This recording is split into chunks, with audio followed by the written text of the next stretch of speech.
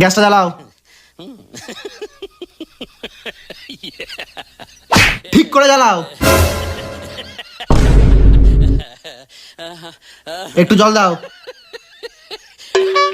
আরে বেশি করে দাও। এবার একটু চাপা দাও। এটা দিয়ে দাও। আরে ওটা দিয়ে 1 চামচ চাপা দাও। এবার 2 চামচ চিনি দাও। কি করছো? আরেকটা চামচ। এই যে 1, এই যে 2।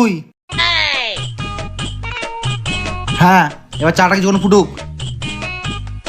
হ্যাঁ হয়ে গেছে, এবার দুধটা দাও।